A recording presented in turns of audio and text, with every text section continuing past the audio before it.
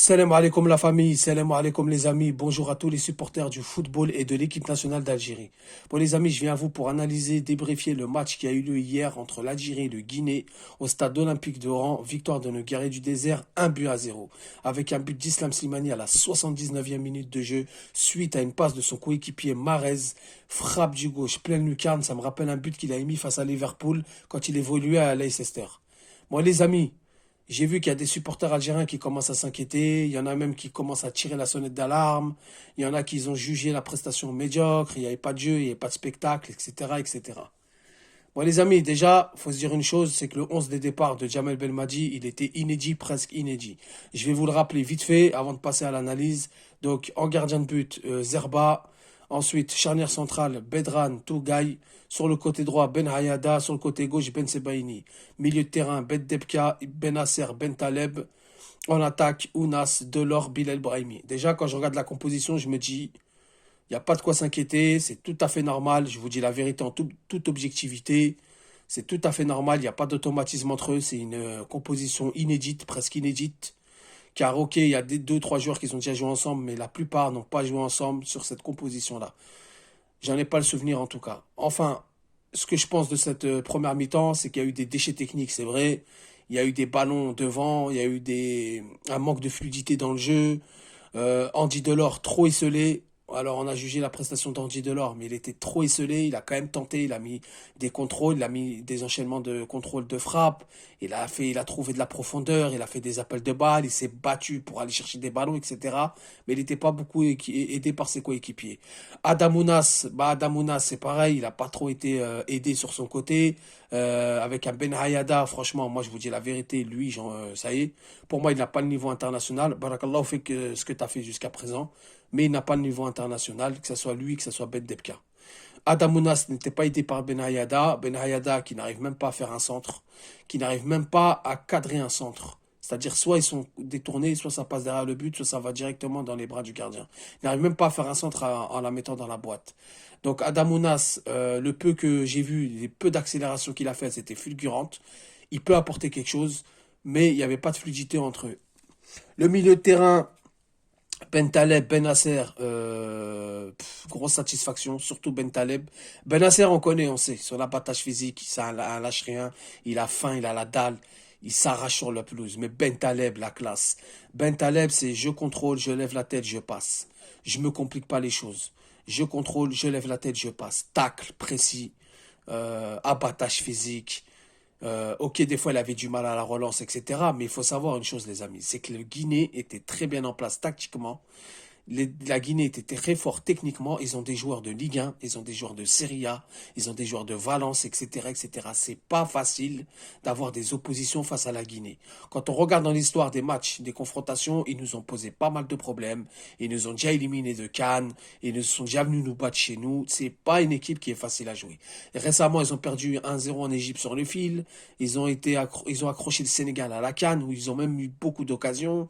Euh, voilà, le Guinée, c'est pas une équipe facile. Donc moi, pour moi, dans l'ensemble du match, satisfaction.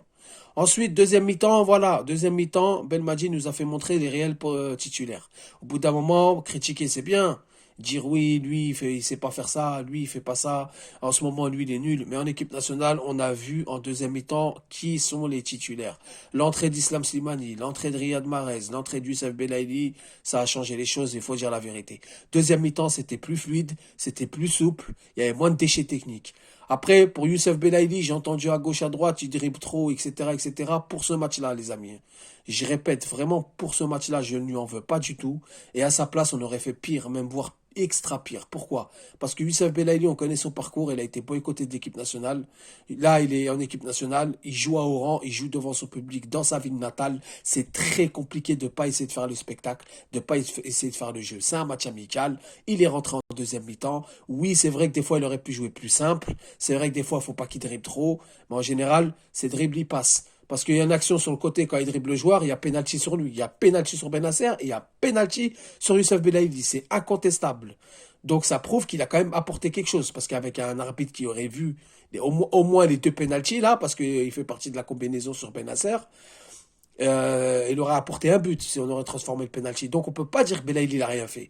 Il a peut-être été faux follet, il a peut-être été trop dans les dribbles. Moi je le comprends, hein, parce qu'il est devant son public, etc. Par contre, il faudra pas qu'il reproduise ça tout le temps, tout le temps. Voilà, là, c'était son premier match, à Oran, posé devant son public, une ambiance de folie. Il n'y a pas de problème, allez, dribble un peu, on te laisse, Mahalish. Donc voilà pour Belaïli, rien à rajouter de plus. Bentaleb en deuxième mi-temps, ça a tenu le rang. Ismaël Benasser est sorti, Zerouki il est rentré. Zerouki pareil, il a fait une bonne rentrée. Mahrez il a fait une bonne rentrée. Euh, Slimani, voilà, Slimani, comme j'ai fait une vidéo sur lui, qu'est-ce que je retiens de Slimani, voilà.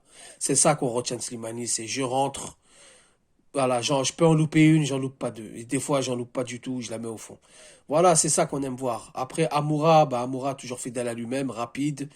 Bonne vision de jeu, mais qui se précipite sur les passes. Il se précipite beaucoup sur les passes. Et enfin, moi, la grande satisfaction que j'ai une grande satisfaction. Et ça, les amis, j'avais les yeux rivés sur lui, j'avais les yeux braqués sur lui, car c'est un poste très important pour la relève, c'est le gardien de but, Zerba. Zerba, il n'a pas été beaucoup sollicité, c'est vrai. Il ne nous a pas fait des parades spectaculaires, c'est vrai. Mais Zerba, sur sa ligne, il a été là, il a été présent. Il a été le patron de sa surface de réparation. Il a gueulé sur les joueurs quand il fallait gueuler, entre guillemets. Il a haussé la voix quand il fallait hausser la voix. Il donnait des gestes de la main. Ça se voit que c'est un gardien qui contrôle sa surface de réparation. Et ça, c'est très, très important pour un gardien de but. Même si la défense a fait son travail, il a fait son travail. Parce qu'il a poussé les défenseurs à faire son travail. C'est ça qu'il faut retenir dans le football, tous ces petits détails-là. Faut pas voir que les gestes techniques, les grandes parades de classe, etc. Ça contribue, ça y fait partie. Mais le football, c'est un ensemble de détails. Si on maîtrise pas ces petits détails-là, on maîtrisera pas un match, on maîtrisera pas un groupe, on maîtrisera pas un collectif. C'est ça le football.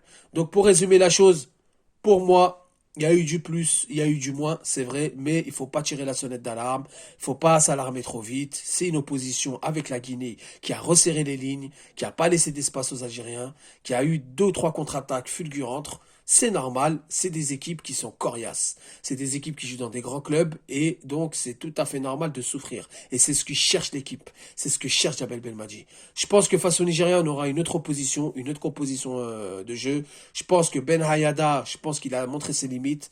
Belkebla, Ben Depka, pardon, il a montré ses limites. Andy Delors, il faut pas lui tomber dessus. Il n'a pas eu beaucoup de ballons, il n'a pas été servi. Là, je parle sportivement, d'accord? Donc, il est ce qu'il est, il a fait ce qu'il a fait, mais dans le match, il n'a pas reçu trop de ballons. Il a essayé de provoquer des actions. Ounas, quelques accélérations fulgurantes qui promettent pour l'avenir. Et le reste, bah, Bentaleb, voilà, un bon retour de Bentaleb. Franchement, on est content. Milieu de terrain, il va être étoffé, il va être bien en place, car c'est un joueur intelligent, technique et physique. Voilà les amis, j'espère vous retrouver bientôt. Sur ce, je vous dis salam alaikum, que la paix soit sur vous.